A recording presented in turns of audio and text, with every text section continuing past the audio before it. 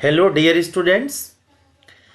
देखिए, इसके पहले हमने आपको इंडोक्राइनोलॉजी के जितने इंपॉर्टेंट क्वेश्चन थे, 9 क्वेश्चन जो बोर्ड ऑफ एग्ज़ाम में, बोर्ड यूपी बोर्ड में या क्या नाम है, बिहार बोर्ड या किसी और बोर्ड में, जहाँ भी ये इंपॉर्टेंट क्वेश्चन थे इंडोक्राइनोलॉजी के, हमने आपको बता दिया। और 1 से 9 क्वेश्चन तक हमने पीडीएफ भी डाल दिया है, आप उसको अच्छे से देख लीजिएगा। दूसरी चीज़, जो इंडोक्राइनोलॉजी के जितने इंपॉर्टेंट ऑब्जेक्टिव क्वेश्चन थे वो भी हमने आपको बता दिया। अब बेटा नया टॉपिक जो है वो जेनेटिक्स है, जिसको अनुवांशिकी बोलते हैं। ठीक है, जेनेटिक्स में ये अनुवांशिकी, अनुवांशिकी देखिए, अनुवांशिकी। ठीक है, ये अब देखिए इसमें क्वेश्चन जो पूछता है, यहाँ पर ध्यान से देखेंगे, अनुवांशिकता, हेरिडिटी से आप क्या समझते हैं। ठीक है, तो आंसर में आप देखेंगे हेरिडिटी, अनुवांशिकता। पहले हमने जेनेटिक्स को बता दिया है। जेनेटिक्स जो होता है वो साइंटिफिक स्टडी होता है। जेनेटिक्स को अगर हम देखें, GENETICS, देखिए कहीं कहीं इसको अनुवांशिकता लिख देते हैं, लेकिन आप देखिए ये क्या है, scientific study, scientific study.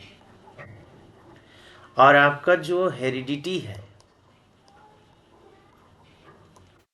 Heredity है बेटा, ये क्या है, बायोलॉजिकल स्टडी, लॉजिकल स्टडी। ये क्या है, जैविक अध्ययन है, जैविक अध्ययन। दो इंपॉर्टेंट पॉइंट्स आप जानिएगा।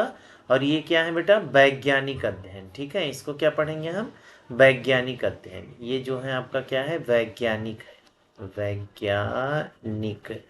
क्या है, जेनेटिक्स वैज्ञानिक अध्ययन है, और हेरिडिटी क्या है, जैविक अध्ययन है। ये दो दो शब्दों के मायने आप समझिएगा।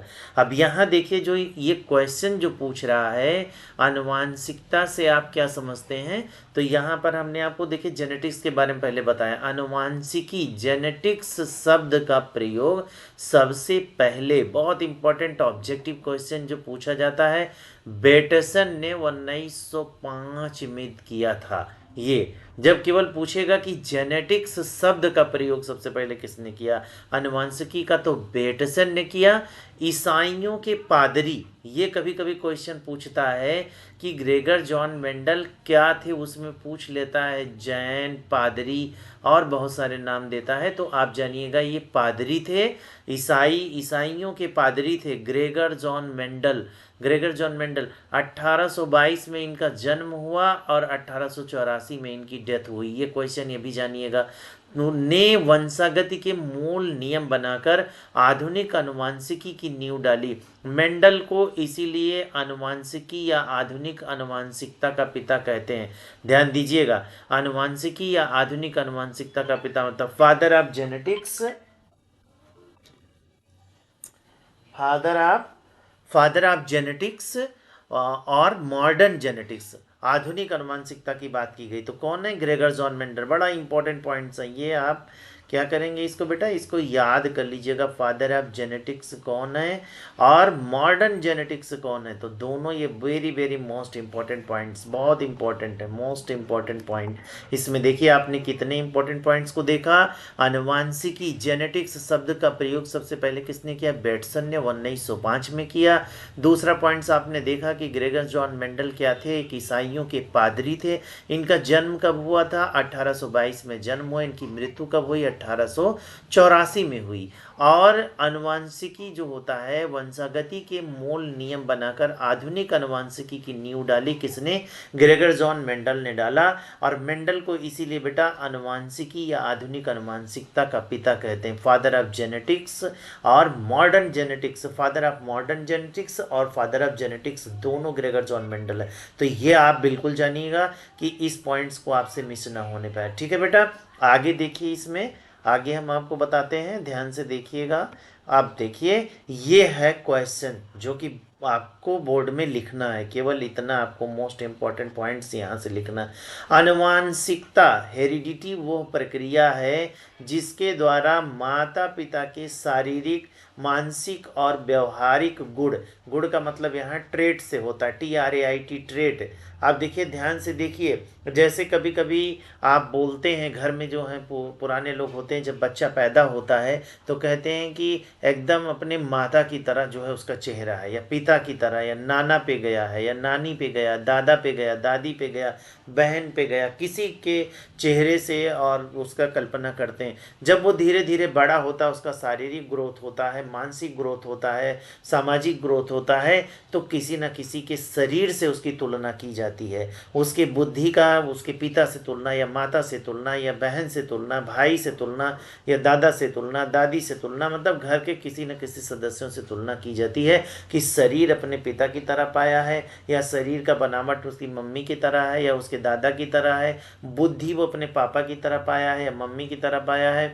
और व्यवहारिक गुण, व्यवहारिक की मतलब कैसे वो प्रेम प्रेम से किसी से बात करता है, या गुस्से में बात करता है, या मिठास है उसके वाणी में, या उसके शब्दों में बड़ी कड़वाहट है, या वो बहुत गुस्सैल प्रवृत्ति का है, या बहुत शांत प्रवृत्ति का है। इन सब गुणों का पता हम इससे लगाते हैं, ठीक है। और ये जो होता है जीन के माध्यम से उनकी संतानों में ट्रांसफर होता है, ठीक है।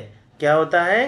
ट्रांसफर होता है। ये आप ध्यान दीजिएगा, यहाँ पर डॉट करके, ट्रांसफर होता है, ठीक है। स्थानांतरित का मतलब ट्रांसफर होते हैं, ठीक है। तो आनुवांशिकता, हेरिडिटी वह प्रक्रिया है जिसके द्वारा माता पिता के शारीरिक, मानसिक और व्यवहारिक गुण जीन के माध्यम से उनकी संतानों में स्थानांतरित होते हैं। बड़ा इंपॉर्टेंट पॉइंट ये भी है, आपसे ये क्वेश्चन बोर्ड में पूछा गया कई बार कि माता पिता के जो लक्षण होते हैं एक पीढ़ी से दूसरे पीढ़ी में जो स्थानांतरित होते हैं, किसके द्वारा होता है? तो आंसर क्या होगा? जीन होगा, ठीक है। एग्जाम्पल जैसे आंखों का रंग हो गया, आप देखिए किसी की आंखें भूरी हैं तो माता पिता में किसी का भूरी है तो बच्चों में आ जाता है, दादा दादी में है या नाना नानी में किसी में, तो वो कहीं ना कहीं से वो कलर आ जाता है, भूरी आंखें दिखाई देती हैं। बालों का प्रकार, बाल भी भूरा हो जाते हैं, काला होते हैं, भूरे होते हैं, कई तरीके से होते हैं। शारीरिक बनावट हमने आपको बता दिया। और कुछ आनुवांशिकी बीमारियां भी होती हैं जो परिवार में एक पीढ़ी से दूसरी पीढ़ी में चली जाती हैं, ठीक है, चलती रहती हैं, ठीक है। तो ये भी आप जानिएगा।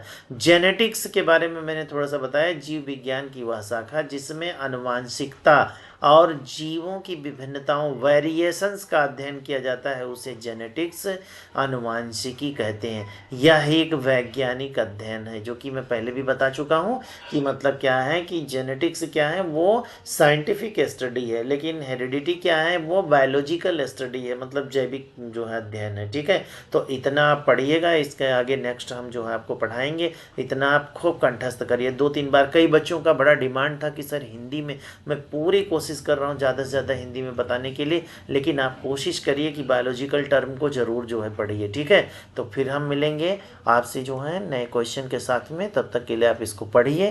थैंक